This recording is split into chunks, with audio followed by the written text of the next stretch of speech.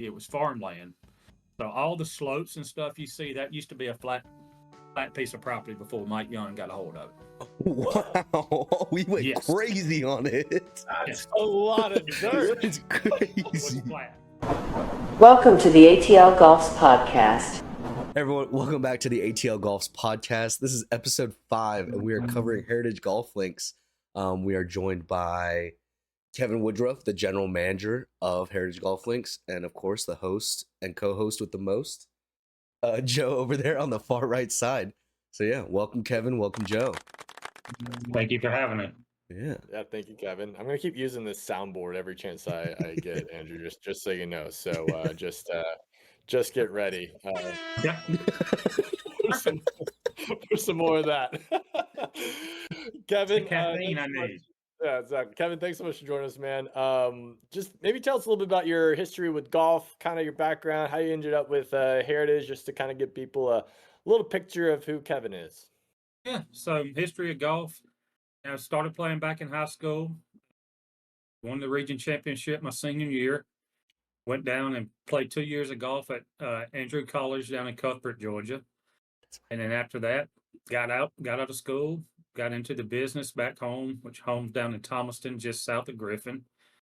From there, I ended up over in Alabama for a few years, working at a city course over there.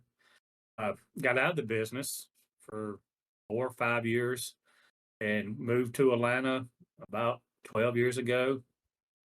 Got back in it. Started off at Heritage running their outside services and have just worked my way up through, and now I'm general manager of the property.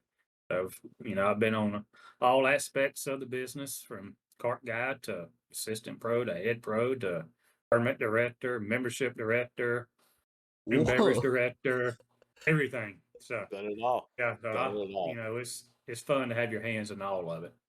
Well, it makes you a better GM because you can actually relate to what the other people are doing and what the expectations are, and it's not just sort of arbitrary expectations. Like, no, I was there, I've done it, so I know what you can do and what you maybe shouldn't do. That's awesome. Yeah, Well, thanks for that, Kevin. Andrew, so let's get into this. Maybe give us some of the boilerplate here about Heritage, and then we'll get going into our review here. Okay. Obviously we're the ATL Golfs podcast, and so Heritage Golf Links is only about 20 miles, 30 minutes, I'd say, on a good day. Probably give yourself 45 minutes if you're leaving from in town. But it's got 3 courses. If it's 5 o'clock, it's 2 hours, but just don't do that. Yeah, if it's 5 o'clock, you're already late to your tee time. You might as well just go home. But it features 3 courses. You've got the Legacy, which is a par 36. It's got 2 par 3s, 5 par 4s, then 2 par 5s. Up next is going to be Heritage. It's going to be a par 36 as well. 2 par 3s, 5 par 4s, 2 par 5s. So really even there. And then we've also got Tradition, the ugly little stepsister. A par 35 with 3 par 3s, 4 par 4s, and 2 par 5s. We'll just say so long to Tradition. So Kevin, before we go any further, just speak on maybe a little bit I know you announced on social media that Tradition will be closing up, but what's kind of the maybe quick little backstory there? Yeah, we just, as a management, me and the owner, we just decided that we were going to shut Tradition down. We spent between $5 and $6 million renovating the Legacy and Heritage Nines. And we just really want to concentrate on that piece of property, that 18 holes, to give golfer on the east side of Atlanta an upscale public facility to play at. There's really not one over there on that side of town, so we want to concentrate. And we've done a lot with not just the renovations of the course, the upgrade of the golf cart, and got a few more things that we're going to be doing over the next 12 to 18 months. But we just really want to focus on the Legacy and Heritage Nines to give the golfer a great experience. So when officially does Tradition close out? December 1st. December 1st. Wow. So for any Tradition stands out there, you got a couple weeks left to get it in, and then it'll be gone for the foreseeable future, I suppose. So, cool. Sorry to interrupt, Andrew. No, you're I think fine. next is what? Pricing. Yeah. pricing. A weekday 18, it gets super dynamic out there. Pricing varies crazy. So after 3 p.m., it's about $30. Squeeze what you can in. After 1 p.m., it'll be around $45, and then before 1 p.m. during the weekday, it'll be around $55 to $60. On the weekends, it's pretty similar. From the after 3 p.m., it's $35. Then around after 1 p.m., it's around $70. And then before 1 p.m., it's either a $76 hot deal or $90 for a normal tea time before then. And you mentioned dynamic, but Kevin here is the one that actually monitors things and makes those changes. It's not AI. It's KW. Yeah. Yeah, and hopefully, we're not having to do a whole lot of that now when we stay to that legacy heritage rotation.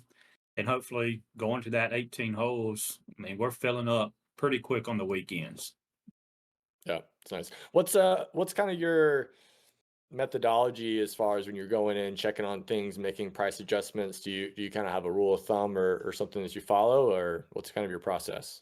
Well, one thing I always do is do have some membership levels at Heritage. My most popular is called my Loyalty Club. With that membership, it's just a one-time fee, and they get $20 off the prime rate, 10 off the afternoon, $5 off the twilight. So my biggest rule when adjusting rates is you never go below a member rate for public. So I will never discount something below whatever the highest rate my members are paying. So that's the main thing I look at, because as a member, you paid me to have these discounts. And once you start discounting below that, what's the point of having members? 100%. So that's my key on what we do there. Nice. And there's been times when we get busy, the rate might go up. There's one time left on golf now, it might turn into $100 tee time. That's the supply and demand could be there. Right. We've tried that in the past and it's worked. So. Makes sense. Speaking of membership, we actually don't typically talk about that too much, but since you brought it up, what are some of the membership tiers or options that the golfers, if they're on that side of town, might be interested to know more about? Yeah. So my all-in memberships, I have two that we just relaunched. Monday through Friday is a $4,000 membership. It's called my Associate, and that gets you one free round of golf every day, Monday through Friday, and a bucket of balls Monday through Friday. So for four grand, you get playing fees Monday through Friday with cart, one round, and a bucket of balls on that day, on every day of the week. So then my platinum is $5,500 for the year, and that includes 7 days a week, one round of golf, your range ball, one bucket of range balls per day, whatever size you want. And then if you play an additional round that day, besides your free, you get half off retail. And I just opened back up my Heritage Club, which we topped it off. We had a few people cancel, so I just opened that back up. I have about 6 more of these available. It's $169.99 per month. Gives you 2 free rounds of golf, a bucket of balls every day, small, medium, or large, whatever you choose. And then after your 2 free rounds, you pay half price retail. So the way I explain this and the way I sell, especially my Heritage Club, if you hit one bucket of balls, a large bucket's $18. So we can do the quick math. 10 of those a month's 180, and I'm giving you 2 free rounds of golf. So it's a pretty sweet deal. Yeah. Yeah. And then the Loyalty Club runs March 1st to February 28th. Right now, this year is $40, but we will be going up $80 on that next year. But again, if you play 4 times in a year, you break even. So it's a pretty sweet deal. Yeah. Do all these rounds include cart? Yes. Yeah. At Heritage, we don't do cart fee, green fees. We call it all a playing fee. So you can choose to walk or ride. It's all the same price. Yeah, that's super worth it. Cool. Well, I think that's a good time to hop into our ratings here. For those that might be new to the program, our course rankings and how we do this is all handicap based off of price points, as well as public versus, we don't compare public courses versus private courses. We don't compare, executive courses with full par 72s or par 3s, etc. So we really try, when we're ranking things, everything is handicapped based off of the style of course and then the price point that you can play at. And so just know for any angry comments that are, if we give it a great score and you come at us and say, well, it's not as good as Peachtree. Well, yeah, we're not comparing it against Peachtree Golf Club. All right. If you want to go play Peachtree, go for it. We can talk, but just so everyone understands. So let's go ahead and jump in. We'll start off with a conversation about the layout. And actually, before we dive into our rankings here, Kevin, you kind of alluded to it previously. There's been a huge upgrade and changes that the course has gone through regarding the layout, where amount of bunkers, where bunkers were, greens, etc. So maybe before we jump in, maybe tell us a little bit about the reasoning behind that and what all went into it. Yeah. So the original, Mike Young was the original architect. A guy named Maury White was the original guy who built the property. The stories I've been told was he was building Heritage, his buddy was building Hawks Ridge, and they were going back and forth to see who could build the hardest golf course. And at the time, Heritage was very hard. A lot of the bunkers were not for your everyday public golfer. A lot of them didn't make sense where they were. The slopes on them didn't make sense. So what we went in and did was, there's not an original bunker left on the golf course. We put bunkers in some of the spots where original bunkering was, but we took out over half of the bunkers. All the original are gone. We put back in about half of what was there. Eased the slopes, made it a lot more what I would call user friendly for the public golfer. We do get those 20 handicappers, and before, the way the course was set up, it turns into a 30 handicapper. And now with the new design, we open up a lot of the front of the greens where the older golfer can run the ball up on the green and still have a fun experience. We don't go pay $90 to get beat up. You don't want to feel like you were in a boxing match when you leave the golf course. You want to have fun. That's what I used to feel at Legacy 9, at least. Dude, I hated it. It used to be top 4, top 5 slope rating in the state of Georgia when it first opened. It's a hard golf course. Yeah. And I think we made it a lot more user friendly, more playable, and makes your experience just even better. How does that slope rating get changed, by the way? Because still when you look it up on the different apps and whatnot, it's from the blues, it's still a 141 slope rating, but I'm assuming that's taking into account the previous bunkering and whatnot. How does that even get updated?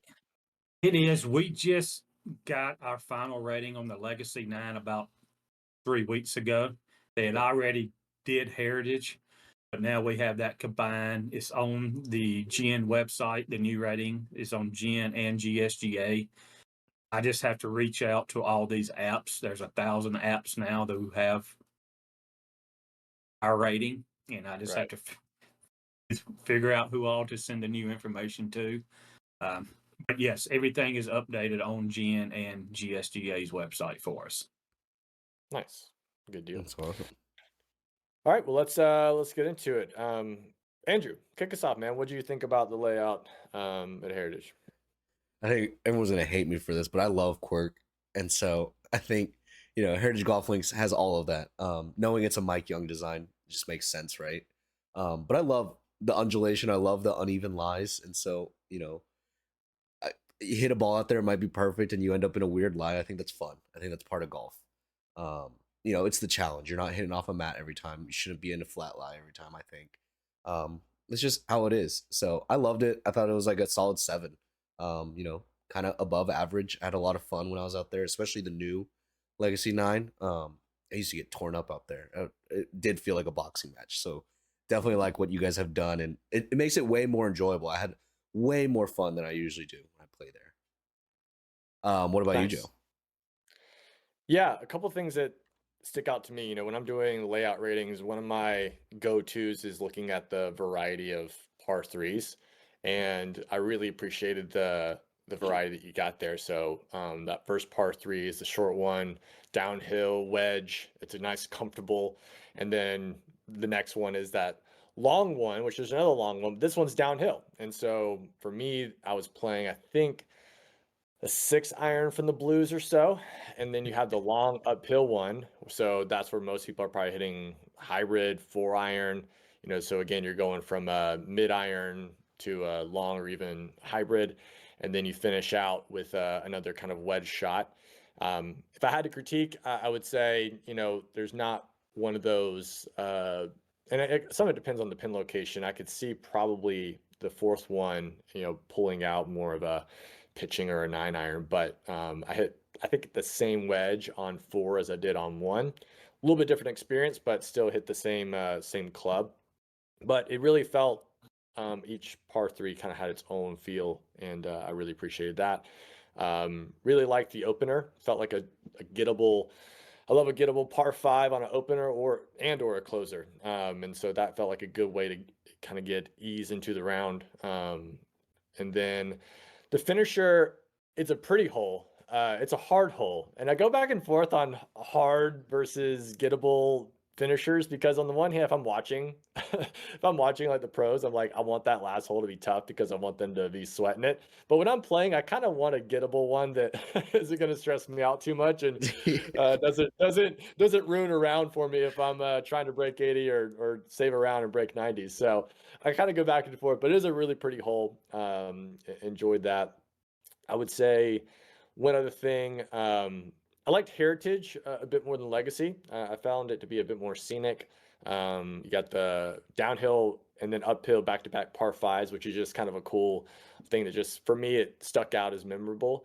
You got water around, either in play or just around for aesthetics and looks on, I think, 5 of the holes on that back 9. So I really enjoyed that. Taking a look at the layout versus kind of the price point and that sort of thing, I would actually go maybe a notch higher. I think I might even go like 7.5 or even push an 8. I really wow. enjoyed it. I thought it had a lot of variety, had some quirk like you mentioned as well. I think I'd probably stick at 7.5, mainly just because of hitting that same club on the 2 par 3s. But either way, I really enjoyed myself out there for sure. 100% So fair. yeah, Kevin, any thoughts on our thoughts? Yeah, I mean, I love the par 3s. Like the last one you're talking about, Heritage 7 / number 16. That's a deep green, so that you can go from a sand wedge to a 9 iron if we put that pin back left.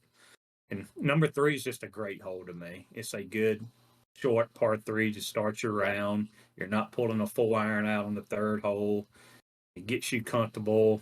I love that green. We put that pin front left. You see a lot of hole-in-ones. We call that the hole-in-one pin. It's just a fun hole. It's a lot better now too without that deep bunker on the front right. We eased that bunker a little bit, and it's just, to me, it's just a good hole. It's a good little short par 3. And number 5, we all know number 5s can be a beast, but at least it's downhill. I love number 5. Yes, I love that hole. It's beautiful. You get back there to that gold tee box, and it really is a beast. No. Yeah, we didn't go all the way back to the goals. We knew better. Stick that one out. I tried my hardest to get that tee box bulldozed when we were doing the renovation. I was like, don't we need some more dirt somewhere? We need dirt somewhere. Let's get rid of that tee box. At the end of the day, there's not many people who need to be playing back there. There's really That's not. like a 3-wood for me. Yeah, I mean, I've actually hit driver on that hole before, depending on with the wind. Yeah. The Heritage number 2s. Heritage number 2. There's a lot of good changes on that hole. There used to be some bunkers 40 yards short, 30 yards, 40 yards short, and if wind was blowing, people get in that bunker, and I mean, it's a tough shot for the pros. And again, we took those out, making it a little bit more user friendly for people not to have to hit a 40-yard bunker shot. Who likes to hit that? Not me. Anything that's Yeah, more I mean- interesting than regular, like good golf, I guess. I don't know. For me. But let's jump into cool. pace. I thought, you Okay. know, Joe, if you want to start off with that. Pace is so hard because it's so anecdotal. I feel like on our day it was great, but it's also the only time I've played Heritage, and Okay. I don't know if that's the case on weekends or whatever. I feel like nowadays weekends, if your expectations going into a weekend round in Atlanta golf where the tee sheet's packed out, if you're going there expecting to get a sub 4 hour round in, that's your problem. That's just poor expectation management on yourself. I feel like I don't remember how long ours lasted, but I felt like it was pretty reasonable. Felt like we weren't waiting, comfortable pace throughout. So, but I know you've played there a couple extra times than me, Andrew. So, didn't know if you had a different take. Yeah, totally agree with you. If you're going into the weekend tee time and you think you're going to play in less than 4 hours, I mean, you're dreaming. But other than that, you better be the first. You better be the first tee time out. If you want to play that's the only way. But I've played plenty of times during the weekdays, and during like prime times, like 11 a.m. Also like 4 p.m. I've done the twilight tee times. Never really had an issue. The round will finish in about 4 hours. I'm never really waiting for too long. I'd give it like a solid 5.5 to a 6, because I think it is better than most. And I've seen marshals out there and tell people to hurry up or pick it up plenty of times, which I always appreciate. Nothing is worse than you're sitting and waiting for forever for 25 minutes between shots, and you never see a marshal come out and say anything. I think that drives me nuts, because I'm not the guy to call the pro shop and raise hell for someone else. My expectation is that they should be doing their job, and I shouldn't have to tell them to do their job. Yeah, that's fair. And actually, your ranking just made me think of something I didn't set up correctly when I was explaining how we rank. So a 5 out of 10 is basically bang average expectation. Anything above a 5 is value or good. Anything below 5 is poor, essentially. So I didn't set that up correctly. So you saying, 6 out of 10, it means it's above average. It's a good value. You're getting basically a little bit more than maybe what you would expect on a typical, record. $70 to $90 rate. Yeah. Well, and I totally think I've paid $90 and not seen a single marshal or a starter before. And so, to know that Heritage has the staff and they're sending them out and you're seeing them, I think that's important. Definitely. Again, I only played it once, so my experience was probably higher, probably more like a 7. And especially you're talking about your Rangers where you can pay more and get, not as good a service. Yeah, I might bump that a little bit more as well, just to get, that's what you want. That's all. That's almost all you can ask for, essentially. So I think as the podcast goes, my ranking and my ratings have gotten more critical and maybe a little bit more reserved, I think. Okay. That's why we give context. We're not just giving numbers. So 100%.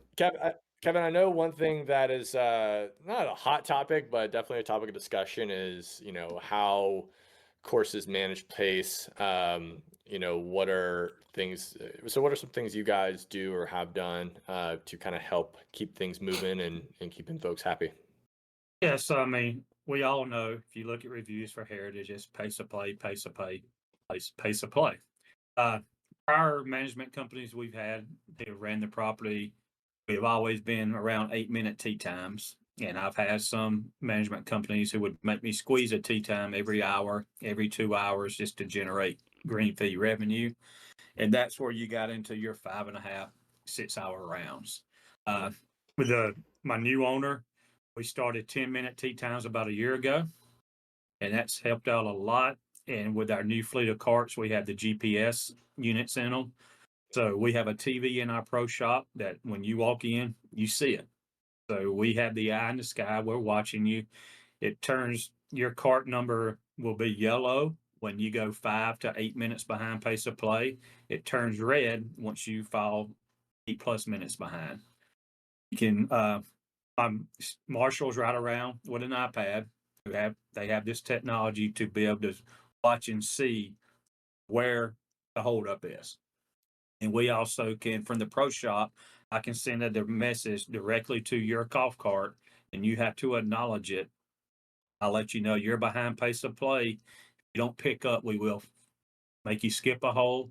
You have to acknowledge it. It makes a big beeping noise That's very loud and annoying.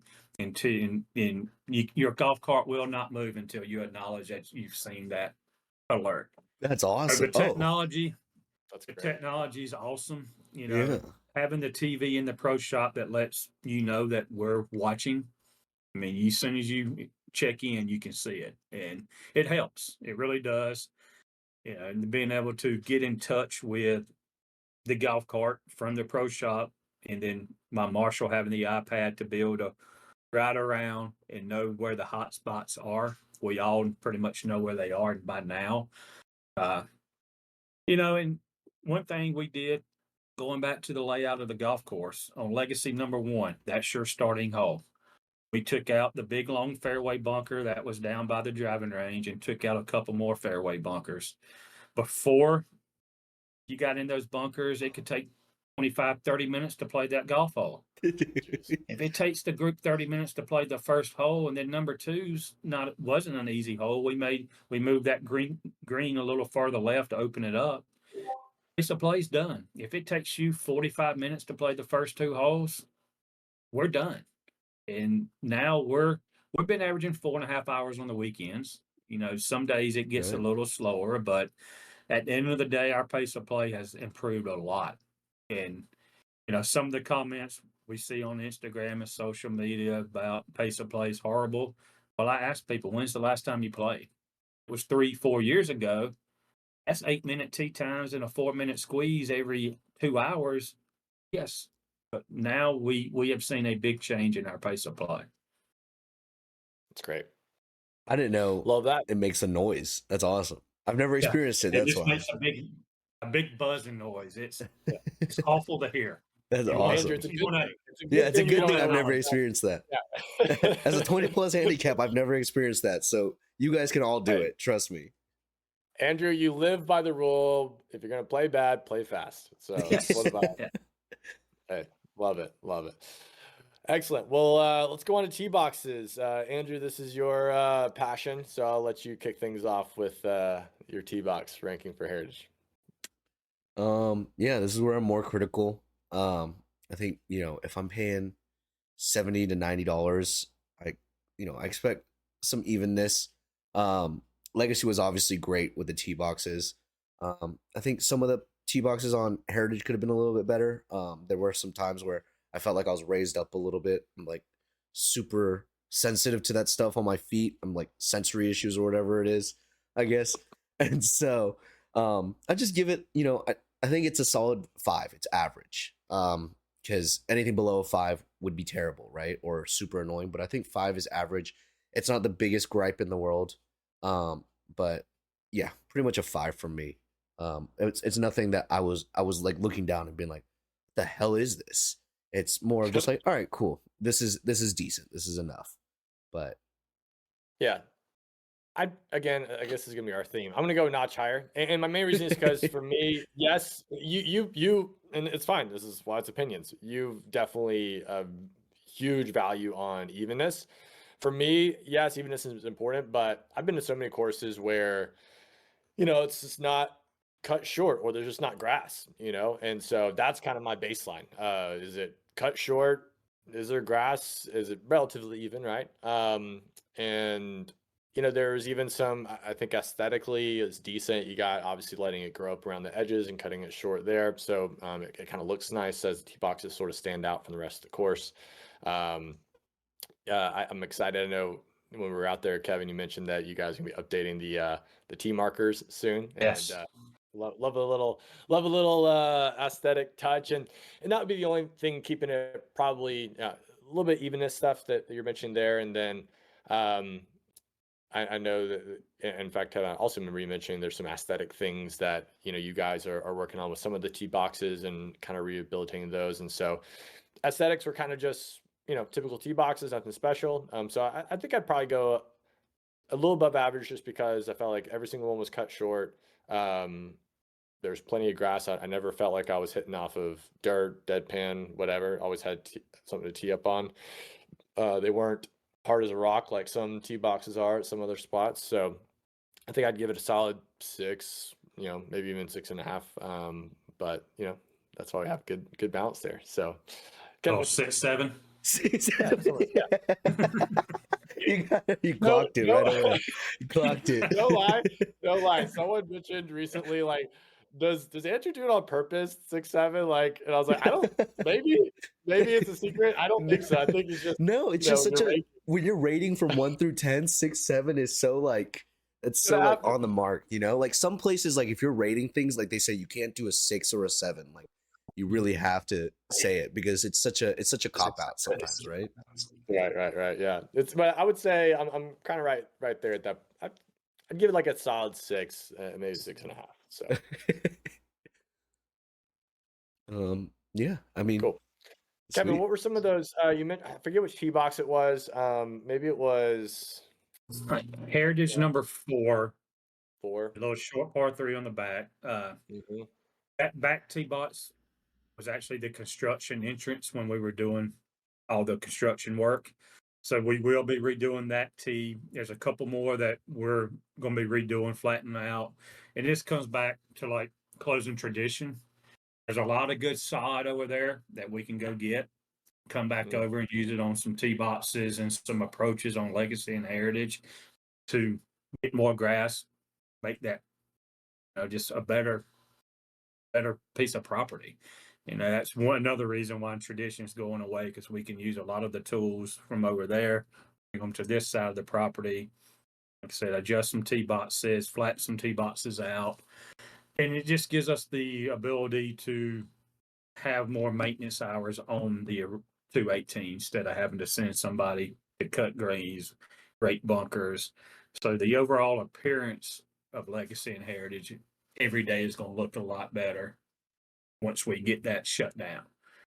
And the tee markers Joe was talking about, as a lot of people have seen, we go into a tractor logo as an alternate logo. So coming in the spring, there you go. Good looking hoodie. Yeah, I Coming in have the to rep it.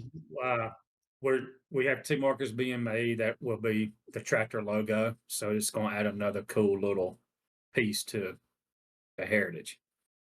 Yeah, because for me, like ranking tee boxes, like there's the basics, but then what if I'd imagine what is a 10 out of 10 tee box, for a $70-ish, $75. It's just all right. You got the basics, and then it's the little stuff, right? Is what are the aesthetic touches? What are the tee markers?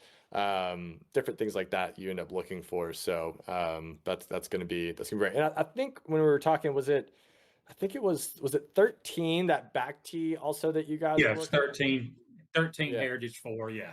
Yeah. That whole, there's some rock flower beds around there too. We're going to be adding a pop of color. And then down by the lake between Heritage 3 and Heritage 5 green, that little flower bed, we're going to do some cool stuff in there come springtime as well. Just because that's like the focal point when you're sitting on the back patio overlooking the lake. And we're going to add some stuff in there to make it more of a focal point. Nice. I love some aesthetics, some Yeah. beauty. I mean, it's just a little color can change the difference in what a golf course looks like. Sweet. Great.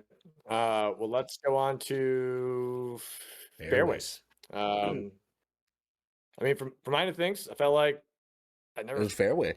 fairways, they were fairways. Yeah. Fairways are fairways, and you got some rough on the outside that, and some holes were pretty damaging, pretty harmful. I forget which one it was. I think it was maybe 9 coming in on the right hand side where the big moguls are. Like that area, that rough is brutal. But if you're in the fairway, I felt like it was good grass. You're hitting nice little divots. Yeah, not really too much to say one with the other. I thought they were solid. 8. That's what 7, yeah. 8. Yeah, 8. I thought they were good. Not 6, 7, 7, 8. No, I totally agree. I think 8 is solid. Fairways were fairways, but they were, cut short. They were nice. They were firm, which I always appreciate. And so, yeah, solid 8. I didn't think there were too many divots. It looks like your grounds crew is going out there filling divots. Seems like most members are filling divots too, or just players in general. So can't complain about it. And that gets back to when you're running 8-minute tee times, you're putting a lot more golfers out on the golf course. You're running 10-minute tee times. you lose about 5 or 6 tee times a day, which is 24 players, which is 24 divots. It adds up. It Yeah. helps keep your tee boxes, keep your fairways, keep your greens with pitch marks. It all is just a full circle of what less play out can do to your And golf sometimes course. you got guys like Andrew, and they'll take out 2 divots in one hole. I always fix my stuff. I always fix it. I fix other people's divots sometimes. I know. I play You're fast just being and I numbers. fix divots. Yeah, Yeah, I and know. I you- know. Sometimes you're second, sometimes third. Yeah. Half the time I'm not even playing golf. I'm just kind of fixing the golf course. I'm still impressed by your tee shot on 18, landing it on the new dam. That was so impressive. We'll always have that. I bet that ball's still out there. It's just, Probably is. we should just put a plaque out there. We do plaques for like incredible shots. We'll do one for that one. On this day, I can't believe Andrew it stayed landed up. on the dam. Hey, you said I was the first one out there, so I'll take it. Yeah, I mean that's Yeah. I mean, Like not even a first pro and could only. do that, right? that's talent. that's- That's Love funny. it. On the fairways, what do you guys have like kind of full irrigation sort of going through? Or how do y'all kind of? Yeah, we have full irrigation going through. We Nice. replaced a lot of it when we did the renovation just to update it. But yeah, we have complete renovation through the whole irrigation through the whole property. Beautiful. All right, let's go on to greens. The brand new greens. They were definitely fun to play on. Let's see, Andrew, go ahead, man. You know what? I will say, since I first started playing at Heritage, they've gotten so much better repairing the pitch marks. So I'd give them, 5.5. I think they're for $70-$90. I think they're pretty much average, above average a little bit. I mean, they roll so nice and they roll so fun. They're super, undulated and super quirky. And so whenever I get to see, other guys make putts, because I'm not making putts, always really fun to see how they turn and break and just go into the hole. And so I had a lot of fun on those greens out there. And, I made a couple, and so they were pretty fun. And so, slightly above average, 5.5. I might even, knock it up to a 6 because they're just so fun. Some people might not like that challenge, but to each their own, right? Yeah, I agree. I think the undulations was a lot of fun. And okay, I think you mentioned that, in a perfect world, you give those greens probably another few months even of coming in and hardening up a little bit. So they were a little soft, and I think that leads to, again, fixing pitch marks, and that's just the reality of bent grass greens, I suppose. But I would say, based off of just the roll, and I would say just the healthiness of the greens in general. I mean, again, they're new, so they're soft. But I would say right now, this is gonna be our theme. I'm gonna go a little bit higher than Andrew here. I'm just thinking about other courses, right? I mean, I've played at courses paying $70-$75, and played on much worse greens, right? And not saying that they weren't playable. So I'm just thinking of across the board average, kind of what I've ranked other greens that I would say kind of in the similar echelon of Heritage. I would say it's definitely on the upper end. If I'm thinking Heritage, I'm thinking courses like Chapel Hills, Mirror Lake, The Frog. Cobblestone, the Frog, and I would say it's right up there, if not, I would say out of all those sort of courses, West Pines, their greens are just unreal right now. I might go as high as a 7, because I just think that they rolled really well. They were super healthy, consistent roll. Again, your undulation comment's perfect because it made you really think and take your time and pace it out and make sure it's all good. And I'd imagine, another season of firming up and coming in and those root systems getting stronger, it's going to even grow from there. So I'm not really totally competent when it comes to sort of grass and greens and that sort of thing. So Kevin, maybe you can shed a bit more light on, what it takes to kind of bring in new greens, what are the challenges of that, and kind of what's the outlook looking forward. A lot of the greens on the Legacy 9, Can't drop the seed on those till February, March. So they're not 6, 7, 8 months old yet. So those greens, there you go, the 6, 7. Those greens, I you thought you know, did it on purpose. I swear I thought you did that on purpose. I thought he did. I thought he was setting me up. who knows? Who knows? That's awesome. It's great to see what those greens are like next spring when they have a full growing season in. You know, in an ideal world, when you're growing in greens, you want to wait a year. You used to be able to wait a year before you put foot traffic on them. Being a public golf course, we opened some up less than 3 months. I mean, my superintendent wasn't the happiest with us, but we just had to get going. And we opened that Legacy 9 July 4th weekend, and we just did it Friday, Saturday, and Sunday for about 2 months, and then we started easing more into it, control the foot traffic. But yeah, it takes time. You know, that root system has to get going, and they're going to be great next spring. The Heritage 9, you can tell, are already a little firmer, down longer compared to Legacy. So once we get in the next summer, and you know, the superintendent has the time, the growth's going in, and that's one thing too. A lot of people, I've always heard comments about y'all aren't doing this, you're not doing that at Heritage. But my superintendent didn't always had the money and the support to do everything. You know, we bought him a lot of equipment. New owner first came in and said, "Hey, Andy, what do you need?" This year was the first time we fertilized what I call wall to wall with the trucks in 8 years. Wow.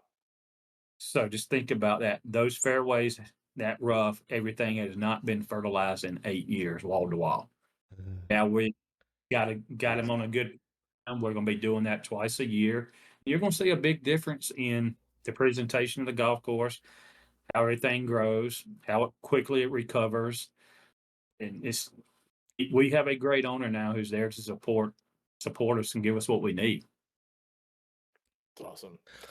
Yeah, love that. And I still think my idea of forcing people to correctly fix a pitch mark in the pro shop, just get a slab of green from Tradition, right? Yeah.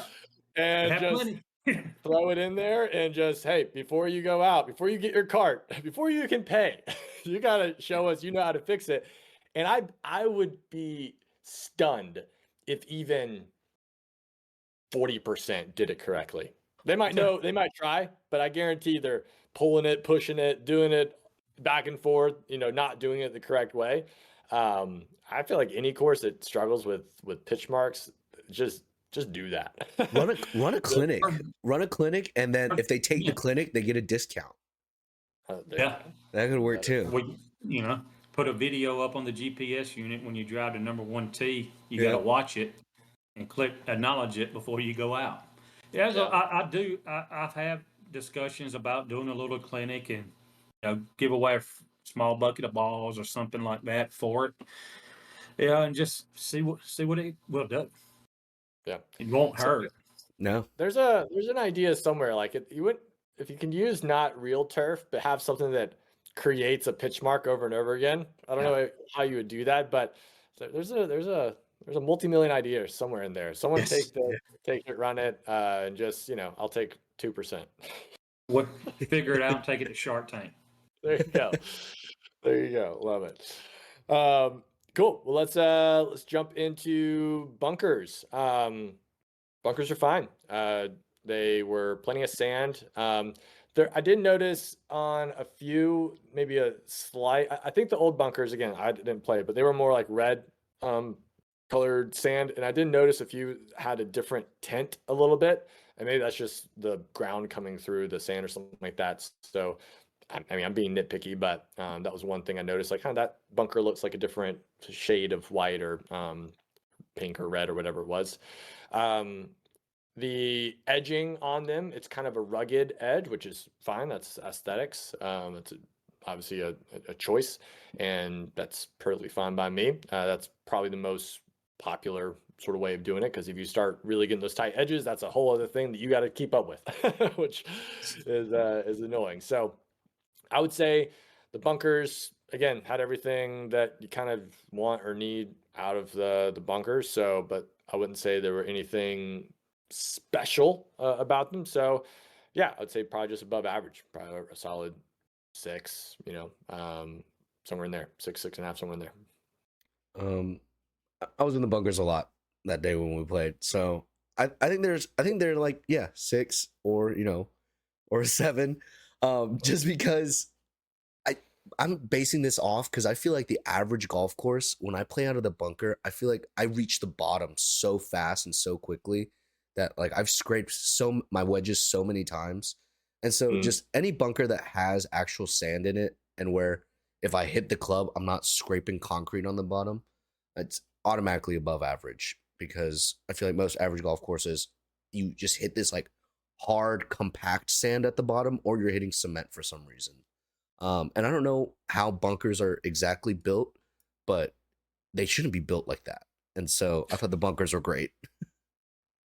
Nice. Yeah, your point's well taken, because I would say if you had to pick the thing at most average to above average courses that tend to go first or be a little bit neglected, it's probably the bunkers. So you're probably right. The floor, the average, is a bit lower as far as standards or expectations go. So yeah, I think I'd agree. I'd probably bump mine up to your scoring on that as well. Kevin, can you explain why bunkers Cool. are like that for some golf courses? I mean, like our old bunkering was like that. They were just old. I mean, the way they build bunkers now is totally different than what they were 20 years ago. The bottom of our new bunkers actually has concrete in it. There's a concrete called capillary concrete, is what they use, is one style of the new bunkers. So they bring it in just like you normally would see a concrete truck come in. They roll it out with a paint roller. It's a thin concrete base that has holes in it so the water can seep through the concrete.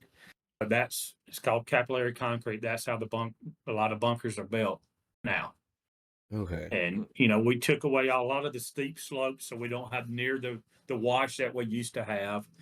And the new sand we put in is the PGA Tour greatest sand. We got that. There's two main sands people use: Butler sand, which is down from Butler, about 2 hours south of Atlanta, in the PGA Tour gray. So we got both of them in, put them in the parking lot, 2 lows, went out and hit golf balls out of them, and chose which one we liked the best. That's how we decided on. That's how we decide on what sand to put in the bunkers. So, that sounds fun. Yeah. In our new bunkers, I really like them because they don't have the steep slope. There's some that you can actually putt out of if you feel more comfortable putting out of them, and just makes it a little easier for the public golfer again to go out and enjoy himself and not have to worry about hitting it up a 20-foot slope like you used to have to hit on Legacy number 9. I mean, we just the bunkering. I really like what we did with the bunkering just to help with the pace of play, and a lot of the sand. They're sort of like the greens. The sand needs time to settle as well. So after about a year, they're going to be a lot better. Oh, cool. With the sand and settling, and we'll also be able to maintain them a little bit more again by getting rid of tradition. We spend 4 or 5 hours a day just getting that golf course ready. Now that's man hours that comes back to the other 18. That's going to be able to use to keep them in better shape. Nice. Awesome. Perfect. Let's go to practice facilities. I didn't get to experience all the practice facilities. I was able to putt on the putting green and hit some balls on the range. I do know a big topic conversation online is the mats at Heritage. People love to complain about that, and yeah, they're tough. They're very hard. That's for sure.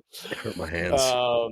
Yeah, so that day was a little chilly too, so didn't feel too great. But the putting green was nice and large. plenty of room, which I always appreciate. I like to kind of look, I'm not hitting them to 10 feet most often. I'm usually going to be 15, 20, 30, 40 feet. So having room to dial that in is nice. And it's very undulating as well. So as we mentioned previously, the greens are very undulating. So you kind of get that feel on the putting green, which is nice. And I felt from a speed perspective, it was close. It was close at least. I didn't feel like there was too much of a difference. Is there? I think there is like a sort of chipping, pitching bunker practice Yes. area. There is. And Okay. there he is. There's a chipping green with a bunker. That's one thing we're going to be. The chipping green actually has the old bent grass. We didn't redo that at the time of renovation, but that's something we're looking at in the future is redoing the chipping green and redoing that bunker that's over there to match all the other. We put new sand in the bunker to match what we have, but it's not completely redone. That's a future project we're looking at is for and the mats. That's something we know has to be done. But Yeah. it wasn't on the Those top of mats- the list with the renovating the golf course, but we are looking at that. We're going to start doing a better job of having somebody pressure wash it at least once a month just to get some pop back into it. Once you do that, if you stay on top of that, you can get a little bit more life out of it. But yeah, we know range mat has to come sooner or later. What's the current or what's y'all schedule like with hitting off grass, or how do y'all approach Right that? now, we are mats Monday through Thursday, grass Friday, Saturday, Sunday. Okay. One thing I'm hoping is prior management companies, they used to give every member. First management company I was with at Heritage, his membership gave every member unlimited range balls.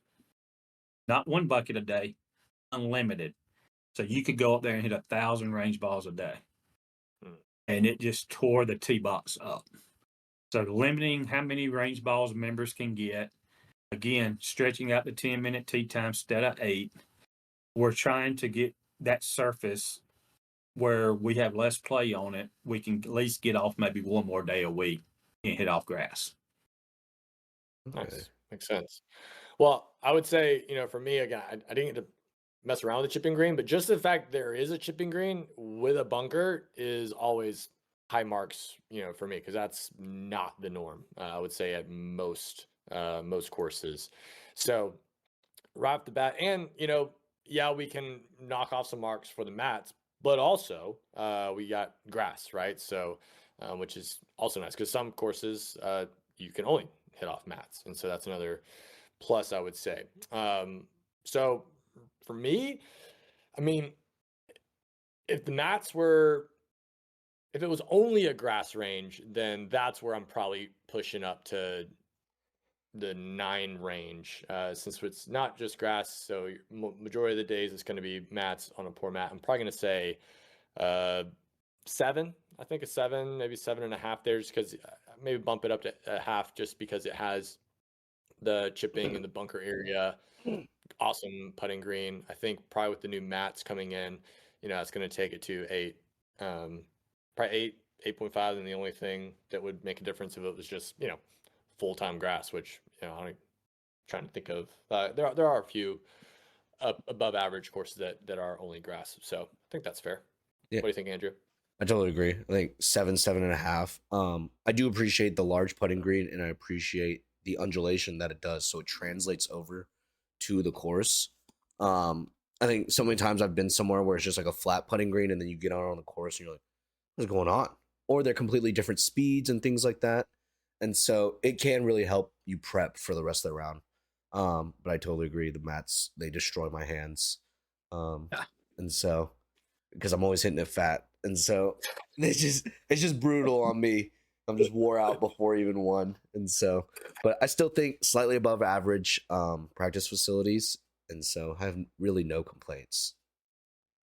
Cool. And the putting green, we went from about a 3,500 square foot putting green to 11,000 square foot. Whoa. So it's huge compared to what we used to have.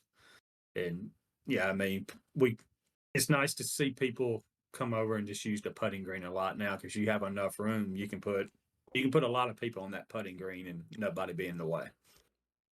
Yeah. On the facility front, while we're talking about it briefly, this isn't practice facilities, but I also appreciated there's like at least what, 2 snack shacks kind of on the course, which I thought was unique.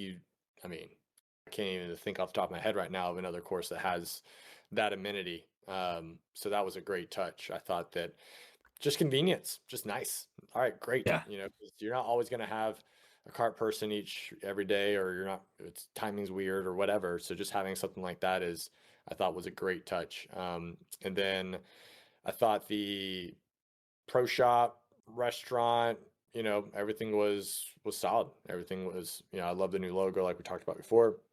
So I thought just from a overall facilities standpoint, thought Heritage was awesome. I thought it was definitely well above average, what you get at many other courses that are in a similar level, similar caliber. So yeah, appreciate just that aspect to it.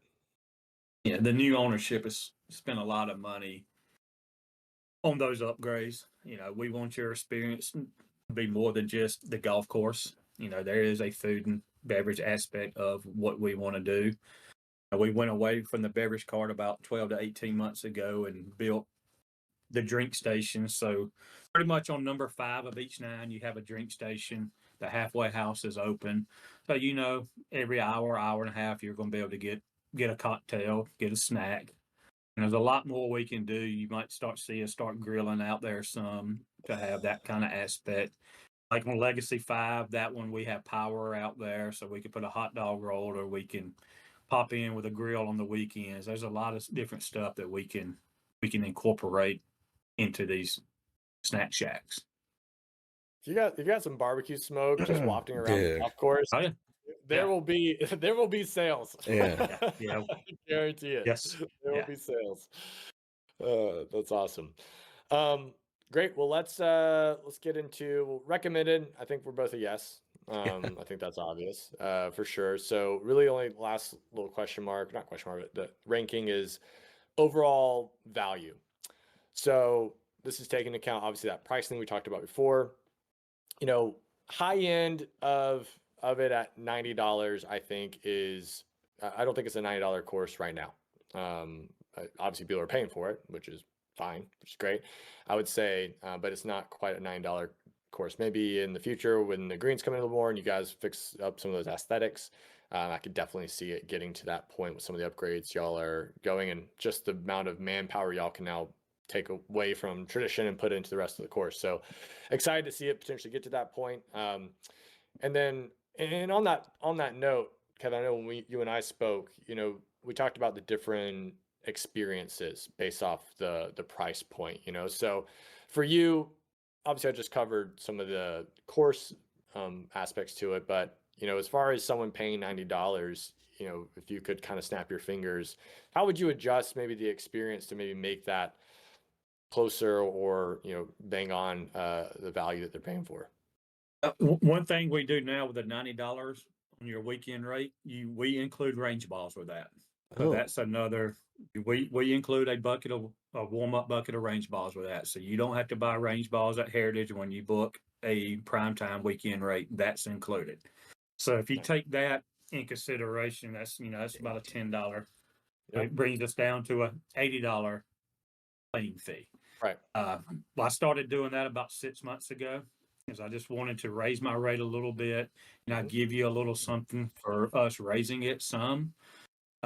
That's one thing we're doing. And just the overall experience at the golf course, going to the 10-minute tee times, just stretching, spending the millions of dollars on the renovation.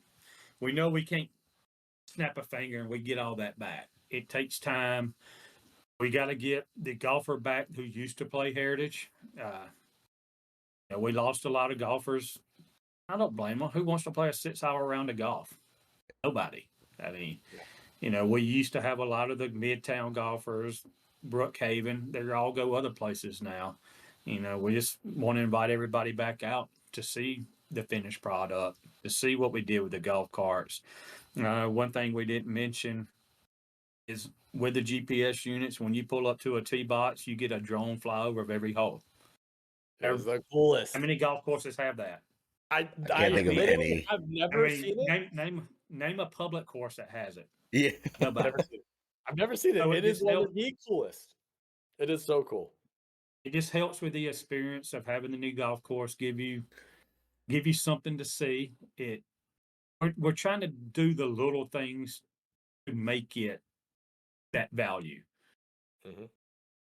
Yeah, yeah, because that's, I've had conversation with other GMs, other courses, and there's one thing about a golf course and what the actual just strictly golf experience is going to be, and then it's the extra. Because I know I can pay 50% more actually than your $90 top fee and not get free range balls and not have tees in the cart and like Or good yeah, facilities. there's just there's a poor experience.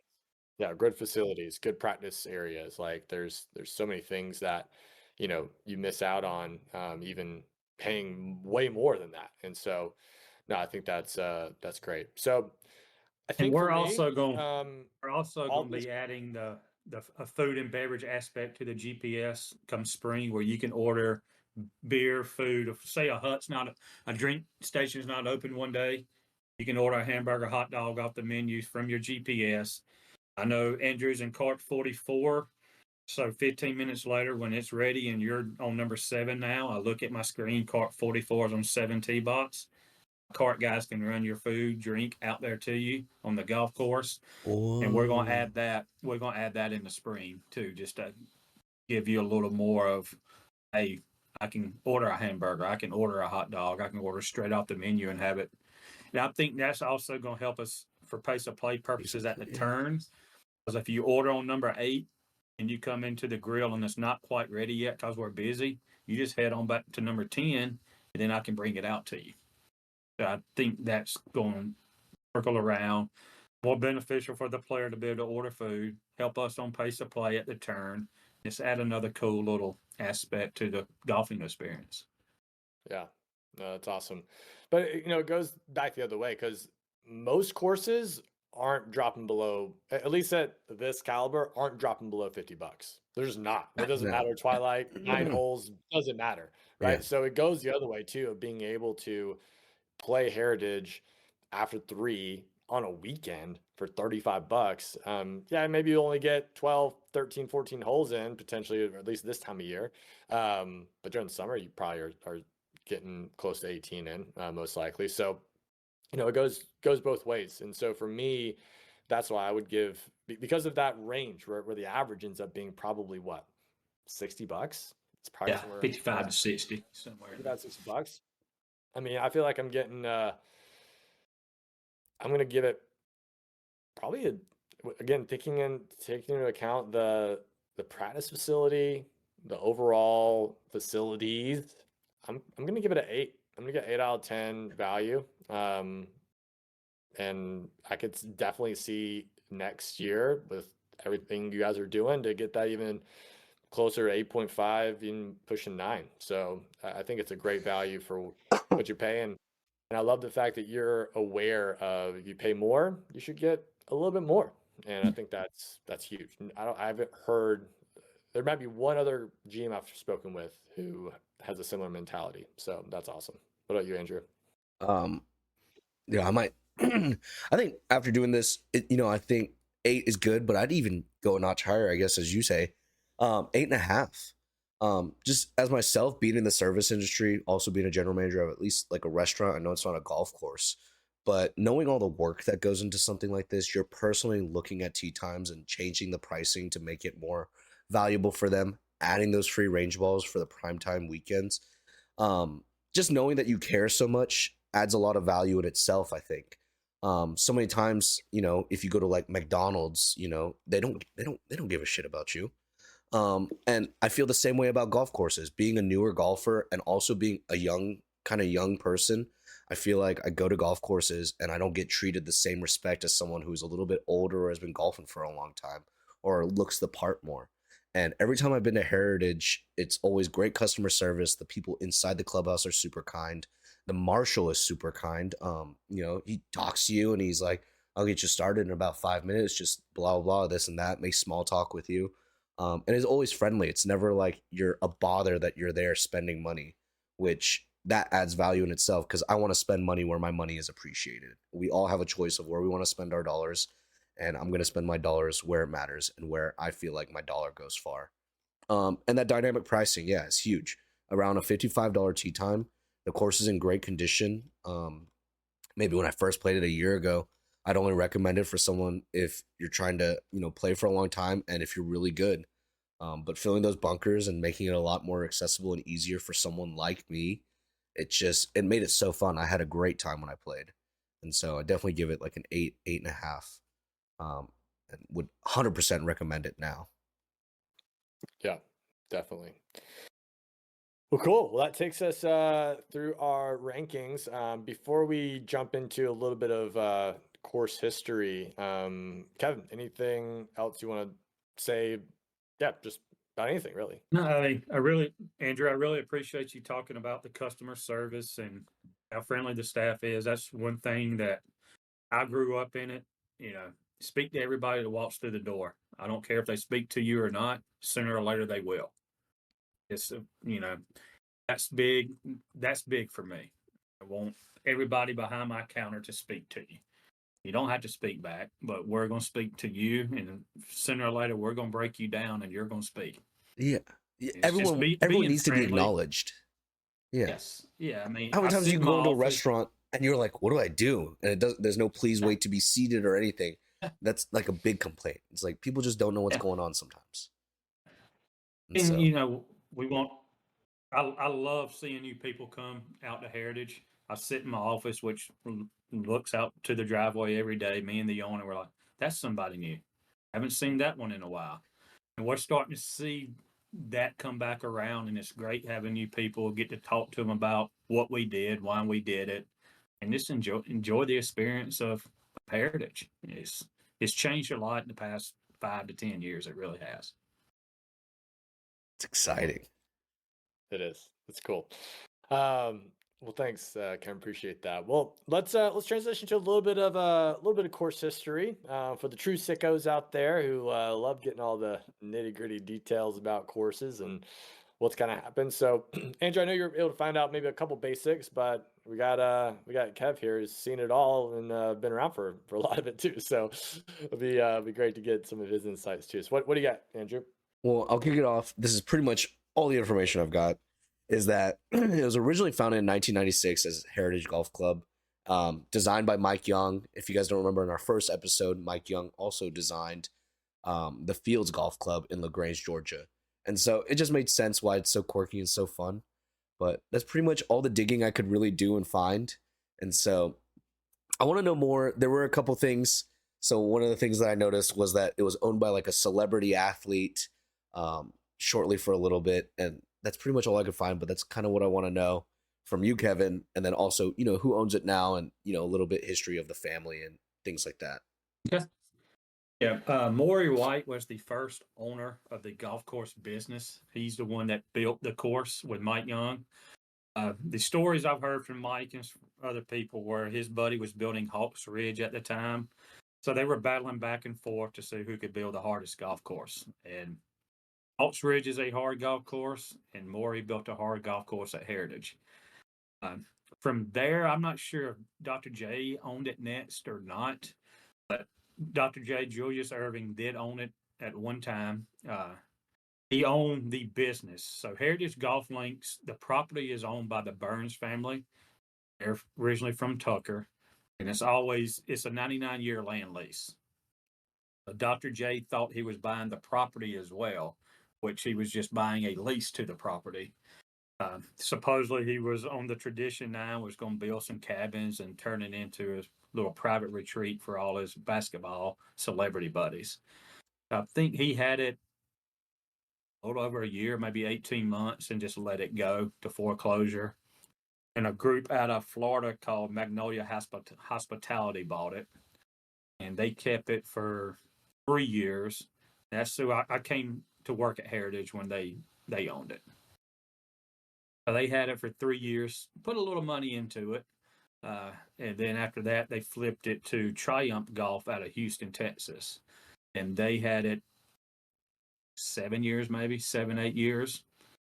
And then Mr. Burns, the Burns family bought the property 3 years ago.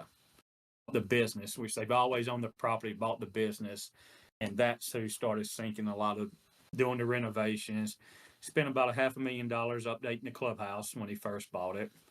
The history of the property was Mr. Burns' family's property. It was farmland. So all the slopes and stuff you see, that used to be a flat piece of property before Mike Young got a hold of it. Wow, we went crazy on it. That's a lot of dirt. It's crazy. It was flat.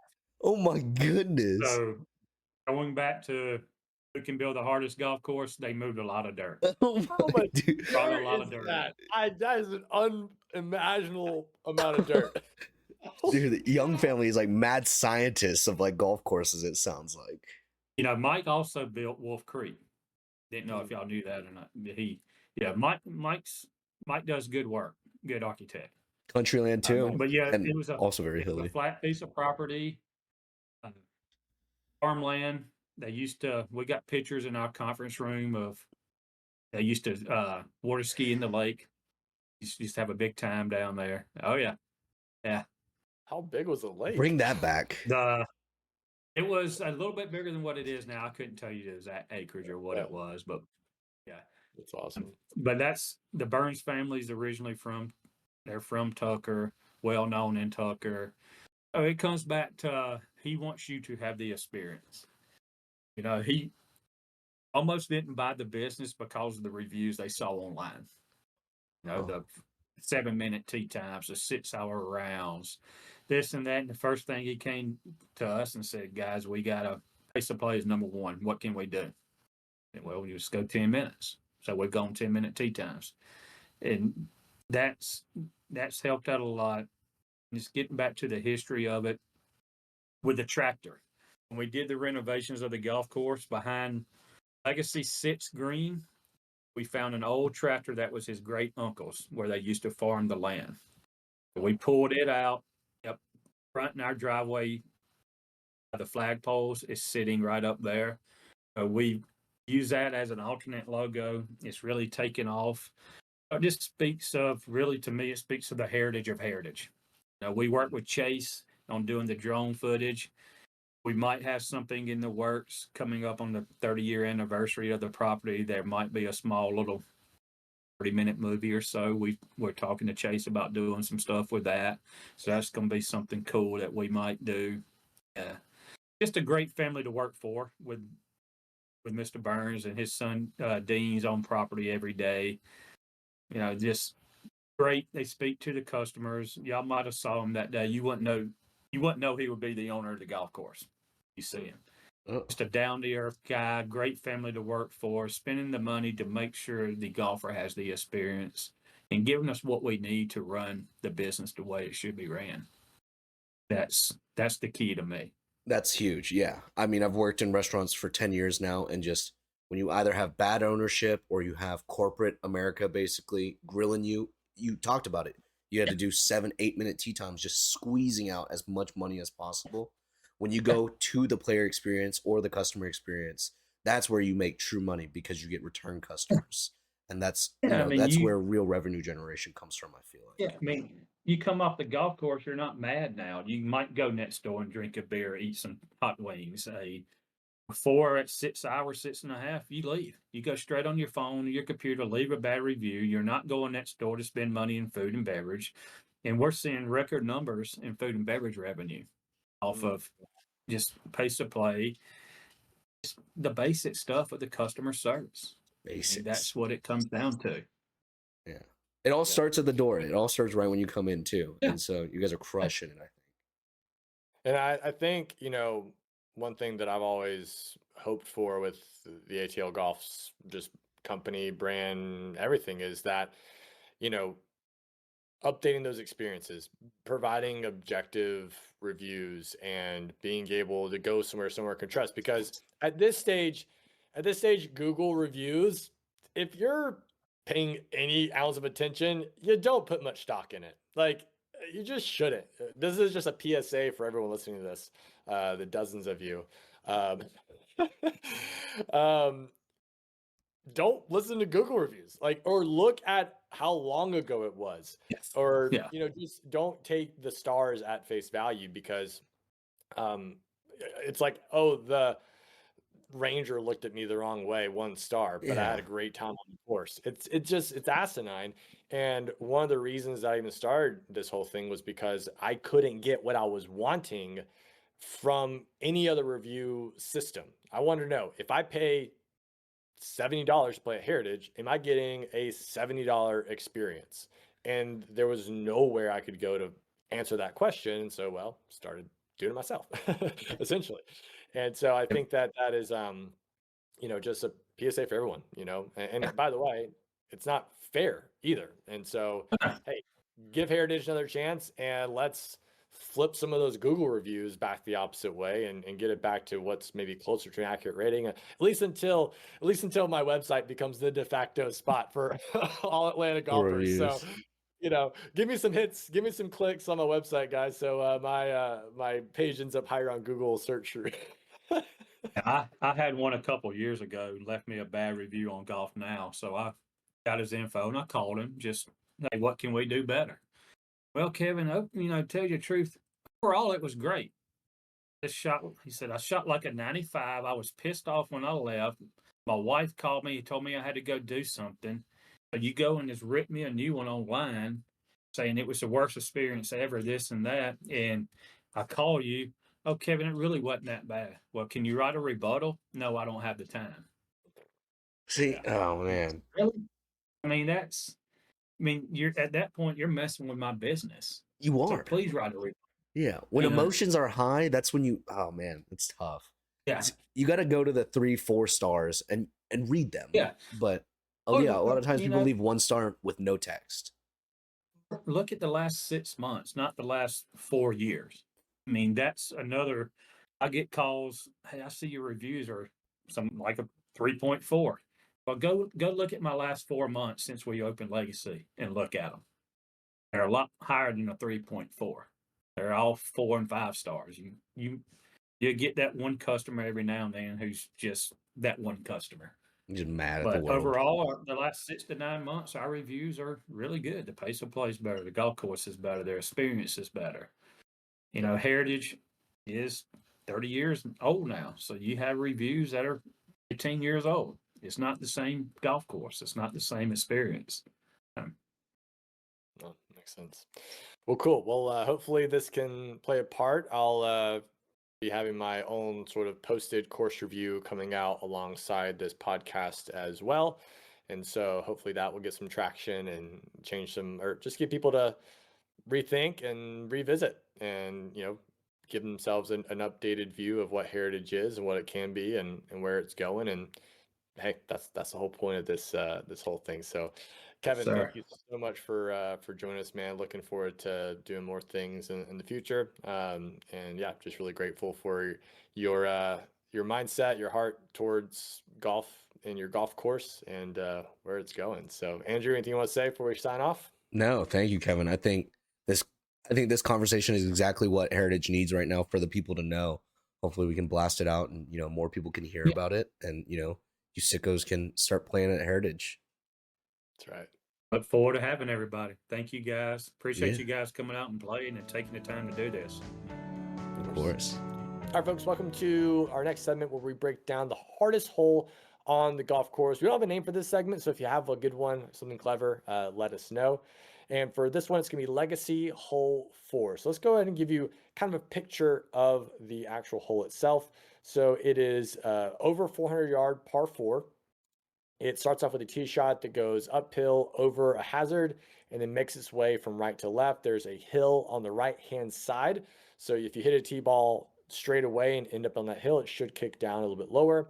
And then as you get closer to the green is actually perched up. So it kind of goes uphill, and then your next shot tends to be uphill as well.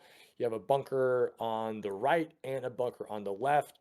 Long of the green, everything drops away. Left of the green, everything drops away, although there's a little extra room. Right of the green, there's that bunker, and then really trees come into play pretty quickly. So that approach shot is difficult as well.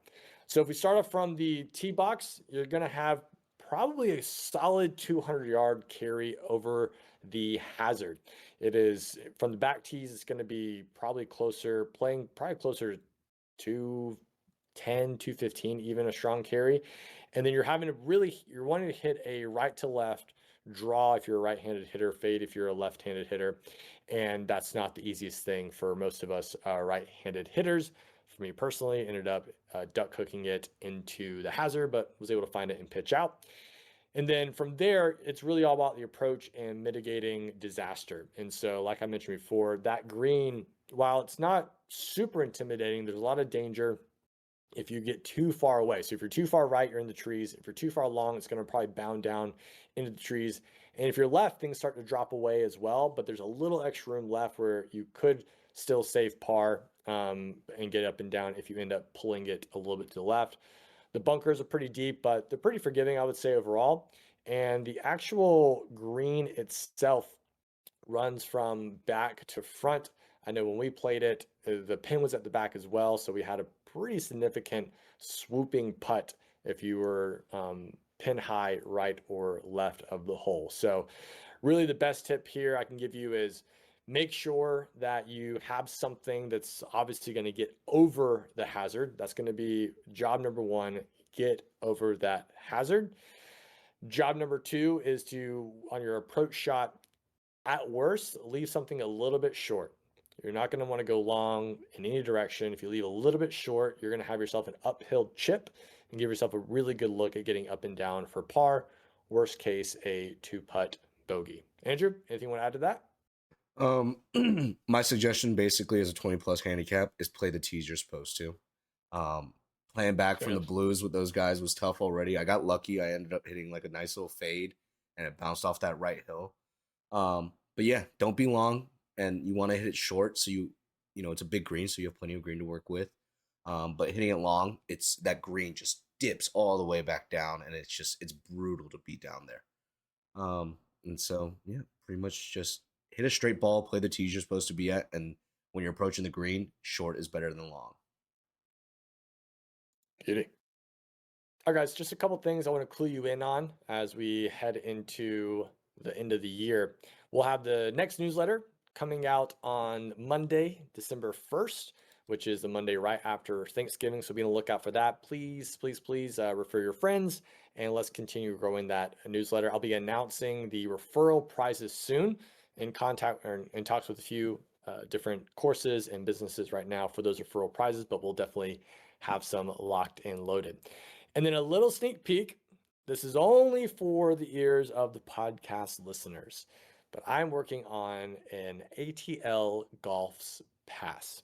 And essentially what it's going to provide is a 20% discount at hopefully 20 different courses around Metro Atlanta, of courses that I recommend. And so this will hopefully do two things. One, give you a lot of confidence that you're going to a course you will enjoy if you drive that 45 or maybe an hour. And you're going to save 20%. So maybe that's the gas money taken care of or a little extra off the top of that greens fee. And it's all about encouraging golfers to go try out new courses they normally wouldn't try out. And so I'm excited about that. We're close. We're coming up on probably 12 to 15 courses. And so we'll be announcing that soon and launching that out maybe for Black Friday, but probably just in time for Christmas. So just be on the lookout for that. And yeah, I'm really excited about that opportunity to encourage more golfers to go try out new courses. So thank you all for your support and making cool ideas like this actually be something that can happen. And yeah, let me know if you have any suggestions or ideas as well. Appreciate it. Hey everyone, welcome back to this segment of the ATL Golf's podcast where we hear from you guys. Last episode, we asked everyone, what is the craziest person or moment you've had on the golf course? We had 2 entries for a giveaway of an hour of free bay time at Green Office Golf. Out of the 2, I think this one really stood out to me. I was visibly and, just mentally shocked when I heard this one for the first time. So let's take a listen to this. The most craziest pairing that I had was about a month ago when I went to Cobblestone. I actually got paired up with a woman. She must have been like in her late 40s. I'm not 100% sure. the round was good. We had a great time until I found out at the very end that her intentions was not necessarily to play a round of golf, even though that's exactly what we did. Her intentions was to give away the golf clubs of her divorced husband. She was apparently doing it out of spite, and she basically wanted to find a way to give it away to someone that would use them. Um, I actually declined because I had just purchased some brand new clubs, and quite honestly, I was a little bit intimidated, and I didn't really kind of feel comfortable taking clubs from her divorced husband. Um, but yeah, I thought that was pretty interesting. Especially me being kind of brand new to golf, that definitely caught me as a shocker. Um, but yeah, that's my crazy little story there. I think that's absolutely insane. If I was Sergio, I definitely would have taken those clubs. I love clubs, and it's just something about me as a man. I think I love just shiny pieces of metal. That one definitely stood out to me, though. It had me in the first half. I was really kind of apprehensive when he started off. It was a woman, and then her intentions were not to play golf. Really had me in the first half. So yeah, Sergio, you have won yourself a free hour of golf at Green Office Golf. Thank you again to CM for willing to offer that. But the question of this episode that I want to ask is, what do you think the perfect handicap is? I'm opinionated myself. I think higher is better than lower. But we want to hear from you guys. So you have a minute and a half. The website is speakpipe.com/ATL Golfs. Let me know what you think the perfect handicap is. Thanks, guys. Well, Andrew, that was an awesome episode, man. Thanks again for all your work in organizing this and making it happen. How do you think it went? I think we're just getting better and better. We're finding our groove. And we're also like the guests have been awesome. I think Kayla was awesome. Scott was awesome. Just everyone we've had on has been great. Andy. And so, connecting with these guys and getting more insight has always been really nice. And just seeing the passion behind a lot of these guys, like Kevin, was really great to see how much he cares about the business, but also just the customers in itself. And so I'm really enjoying it. This has been really fun. It's a big passion project right now. And just want to say I appreciate everyone that's listening and commenting and just showing support all the time, week to week. So yeah, keep sharing it with your friends. Subscribe, comment, like. Let us know if you want more content, more episodes. We'll try to work harder. It is a lot of work, but it's definitely enjoyable and rewarding when we hear back from you guys. Yeah. Thanks so much, everyone. That concludes episode 5. Cinco. Episode 5. Appreciate y'all. Love y'all, ATL Golf fam. And until next time, peace. See ya. Thank you guys so much for listening.